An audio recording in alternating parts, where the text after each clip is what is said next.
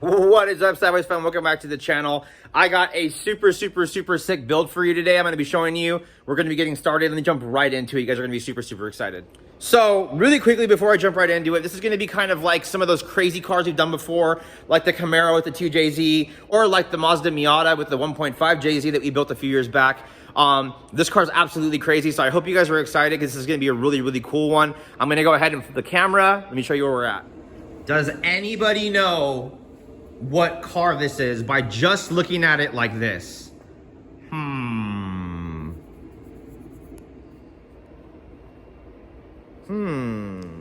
Anyways, guys, so this is a Honda S2000. My buddy has been working on this car, I want to say at least a good, probably 7 or 8 years, okay? So, car's completely primered, ready for paint. We got a carbon fiber top on this thing, and carbon fiber trunk on this thing. I'll give you one quick sneak peek. We got our compounds on the rear. We got a whole bunch of crazy lines in the back that have been custom fabbed with a custom forward rear end from Grannis Racing and a full custom Detchworks surge tank we got going on in the back. I don't know what's up with all the lines. I have no idea. I didn't run this stuff, so we'll have to see kind of what all is going on, but I know he has a custom hanger in here that we'll have to go over later. You look inside the car, pretty much, you know, all there, but still pretty race car. The whole center console's obviously been cut out and been modified to fit the motor that's in here, and obviously, I mean, come on, guys. If it's here at the shop with all the Supras in the Supra Heaven shop, what do you think's under the hood? Full custom fabbed intercooler, custom bracketed everything. Let's pop the hood. But before I do that, oh my God, that is so sick. Look at that. I wonder what's in the car, in this long ass, big front-ended car. Let's look. And boom. 2JZ, no fucking shit. Whoever did the fab on this motherfucker did a beautiful job. They built him a fully custom intake manifold. They've gone and done all the lines in full hard line done. Brake booster delete, you know, from probably Chase Bays or something like that, and piped it all in. Done it through the chassis. Done all the exhaust work, all in pie cut stainless, pie cut aluminum to Vangean clamp, Wiggins clamp. I mean, it's just done beautifully. This is absolutely amazing. All the stuff has been hard piped in. He's got the Chase Bays water neck adapter for not having there be any port on the radiator, with the Rada Industries adapter to go to AN off of the water neck, you know, or Powerhouse Racing, one of the two of those. And we have a bunch of crazy in here. We even have our 1200 horsepower, 2000 horsepower induction performance coil pack setup on here that is completely overkill. I told the customer for the motor. Maybe we'll wire it up, I'm not sure, but the motor looks like this thing's gonna be cranking out like 1500 horsepower. The crazy shit is that the motor is bone stock. So I don't know if we ran out of money or what the situation was or why this happened, but basically he's like, I'm frustrated, I spent a shit ton of money, like nobody wants to help me, nobody wants to whatever, the project is too far gone. I almost traded this car for a C6 Corvette the other day because, you know, it's just so badass, but like, it's done beautifully. The front end is quick disconnectable. We have bolts in here so we can remove the intercooler, remove the front end, and pull the motor basically straight out like a 350Z. Just really cool. All the brackets for the bumpers. They've actually gone ahead and gone in here as well and built full, almost like S13 style suspension for the front end to adjust everything. It's done in you know, dimple dies for everything. Just so nicely done. Some of the stuff is a little overkill and a little weird. Definitely not 100% the way that I would do it. You know, you got the CX Racing exhaust manifold. You got I think it's a 68 or 72 series comp turbo. That's cool. You know, ball bearing, hypergate wastegate. So he has been listening to my channel for a little while on some of the stuff that we've ran.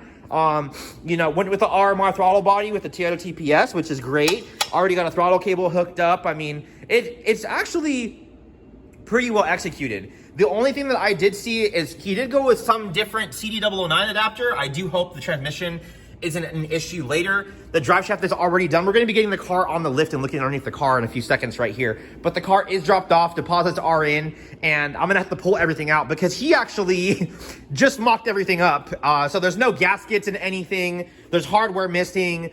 The transmission stuff isn't even tight in the car. Everything's just kind of mocked up and put together on the vehicle. But she's beautiful, man. It made me want to even paint the car for the customer and just make it look like a total badass car. He's gone ahead and modified the shock towers in here. Gone with the oil cooler setup. I mean, the rack and pinion has been moved with the custom steering shaft hooked up in there for everything too. So I mean, this car has been completely done at a fab shop for probably, you know, maybe a year. You know, I have no idea how long it took him to do it, but apparently it's a good friend of him and his friend, and they've kind of done the whole car to here themselves. So the car is going to get brought in to get put on a stand, have whatever change that needs to be changed. He has a set of BC coilovers, his modular DW25L. I'm assuming that was from his surge tank that he has in the rear. Brought me a box of parts. We got a AEM Infinity 506, brand new in box, which has been sitting in here for a minute. Kind of interesting, but it has paperwork, so we're okay. We got our CD7 race dash we're going to be installing in this thing. Got a set of brand new FIC 1400cc injectors in box we're going to be installing as well. As weird as it was, he brought me an Aristo 2JZ GTE jumper to basically this adapter that he has here. I don't know how I'm going to run the harness for him. I'm not really too sure about how we're going to go about doing all this, but I got to do something. So yeah, anyways, so I'm going to get it on the rack. It's going to be Thanksgiving time and Christmas time, so I don't know how much of this is going to get done super quickly, but I'm thinking I do have a few of my harnesses left that I've still have sitting on the rack that, you know, I've already pre-made that I might do. So for stock, I might just go ahead and put this back in the box. He can use it later, and we'll go to like GTE, non-VVTI or GTE, VVTI coil packs, and maybe not even use the surge tank in the rear, because he's just trying to get it done and running, because there's just so a lot of work that needs to be done on the car, and he just wants to see the car move and do something. So I might just not even use the surge right now, just to kind of get him in and out the door quickly, and use his aftermarket hanger he has in here that we're going to go into later, and just run the 525 he has in the tank to power up the motor, since the motor is stock. There's no cams. It's literally just a bunch of bolt-ons. So I mean, best case scenario, he's making 500 horsepower, which is crazy to do all this stuff to make 500 horsepower. But once again, motor is stock. I think he would just be very, very excited to have the car running and have this badass car on the road. And then when he wants to build it and do all the other crazy, we can go ahead and wire up and wire in the fuel pumps and all the other stuff he's gonna need. So still kind of thinking about it, still working out the pricing with the customer. But it is all gonna be coming out. It'll be on Instagram. We're gonna video the whole entire process for this thing. So I hope you guys are excited, but let me go ahead and get the car on the rack so that we're not sitting there and kind of dragging this video out any longer than it is. But I wanted to show you guys how excited I was. This is going to be badass, and it looks just absolutely beautiful. I definitely cannot take any credit for the fabrication, but if anything is not right, I'm definitely gonna fix it myself too. So this stuff here too as well. So let me go ahead and get the car moved around with some dollies, get it on the lift, and let's go. Alrighty guys, well first let's get underneath the car. Let's fucking check it out. Let's go. Alrighty, so let's see. We got something modified here, obviously, to hold the rack and pinion. It looks like they moved the rack and pinion forward. I'm not sure. Don't know enough about the S2000 to be able to see. We have our lower radiator hose that's been done in AN as well. We got a fluid dampener installed on the front, and it is extremely freaking close to the rack and pinion. Holy crap. I believe what he was telling me actually is from what, oh wow, that is beautifully done, beautifully done. Anyways, what he was telling me is I guess these cars have electric power steering, so what they did is they put this aftermarket rack and pinion in here to keep it to be standard rack and pinion instead. It looks like it's possibly a manual rack. Yeah, it's a manual rack, so no power steering, which is why there's nothing on the motor right there. We'll get into that later. We have adjustable arms with still S2000 knuckles and the factory shocks, which is cool. I really do like the fab, how it's kind of like very tube front, gives me very S13 vibes. I guess whoever's mount kit that made this, I'm assuming they probably make a S2000 mount kit. He has an oil filter sandwich plate on here with a filter, it looks like, in it for his oil cooler he's got in the front of the motor. We did all of the fuel lines are done in hard line. Oh my God, look at that freaking huge Black Widow in there. Oh my God. Well, I have to torch that guy. Gonna have to torch that guy. Got an adapter in here. I've never seen one of these adapters actually. I was actually looking for one of these a long time ago to be able to convert. I wonder where he got that. We'll have to ask. We got a Zero Pro CD009 adapter. Never heard of it, but it looks like this is an internal slave setup. Pretty cool. You have the fittings coming in and out. I'm assuming this is probably the bleeder screw. Let me kind of pop. Oh yeah.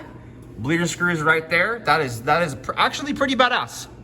So, not a big CD009 person. I don't really think that it's the greatest trans ever, but a lot of you guys like them. So, maybe this will change the game for me. I got a pretty crazy shifter on this thing, but I mean, I've cut and welded them before, so that's cool. It looks like homie probably this friend Franco's speed shop. Looks like he made this custom bracket maybe for the transmission. Cool. Looks like a T56 mount we put in there. One-piece drive shaft. So we got the speed sensor back in there. The whole tunnel's been cut out, if you look. Pretty freaking gnarly the whole way up. But as crazy as it is, it looks like the tranny fits in the factory shifter hole, which is pretty cool. I assumed they probably cut the whole tramp tunnel out, or maybe it is that big. I've never really been underneath an S2000. It is a cut kit, obviously, for the transmission. You can see on here where they've actually marked it and cut it. And then here's the crazy rear end conversion. Let's kind of look into this and see if they had to cut anything or modify anything. It looks like everything in the rear end is still okay. Once again, we have these beautiful lines that he's done with the adapters. Someone really did a very beautiful job. It's definitely all high end. Very happy and excited for him. We have, I think this is an 8.8, he was saying, for the forward rear end. Don't know a lot about it, but it looks like we got custom axles. And this bracket that he put in here is obviously from Grannis Racing, and it's marked Grannis Racing. There's the part number for the rear end. I can probably look it up that way. And we got our Grannis Racing adapters in the back that bolt in as well. And then someone's made a little custom hanger for their, I guess this was a Detchworks, he said, surge tank. The only thing that I wasn't sure about on this is the 044 pumps typically are not E85 compatible. So I'm definitely gonna have to call them and ask them about it and see if it's going to work. I'm assuming hopefully he did it right, but it's just lines, so not really too worried about it. And the fuel tank is above the diff, which is kind of shitty for if we need to pull it out. But I mean, it looks like it's pretty small and not too hard to work with. I think it's possibly metal. It doesn't even look plastic. So pretty cool. Give you one more shot. We got a fuel filter, it looks like, on the frame in here. And I know that he did something with the line up here too for flex fuel with like the Powerhouse Racing style push through adapter. It's up there. I don't know if you guys can kind of get a little shot of it right there. Kind of hard to see, but he's got his flex fuel sensor already hooked up here on the frame. Yeah, really hard to get. Oh, there you go. Oh, there we go. So, I don't know. Few small things, but I mean, everything is done very beautifully. So, another quick little thing. I went ahead and put a vacuum block on the intake manifold. It looks like he only has like one port welded in this thing, which is okay, I guess. I mean, we're not running brake assisted or vacuum assisted brakes. I've never seen this radium fuel pressure regulator setup stuff. I guess it helps dampen the fuel and some other crazy stuff, and I don't know. I've never seen that. I mean, we are running like 8 AN or 10 AN lines for the return. I mean, pretty interesting. The feed line coming to the front to the flex fuel sensor we got in here to like a little 120 bend. I mean, it's all gonna work. I mean, I don't really see any problem. I really like how he did the exhaust out the freaking fender, and the cut's all nice and pretty. Like I said, the fab work is just done super beautifully, and actually there's a lot of freaking room. So he wants me to weld up some of the holes in the chassis, and you know, we're gonna be kind of getting some of the stuff done. So anyways, yeah, let's go. Hope you guys enjoyed this one. Super excited to be able to get a project like this that I get to finish and get on the road and tune and just pull all apart and make it super badass our way, the sideways way. So next time, guys, if you guys want to know anything about this, you want to see anything about this, you want to know more about this, hit me up. Peace.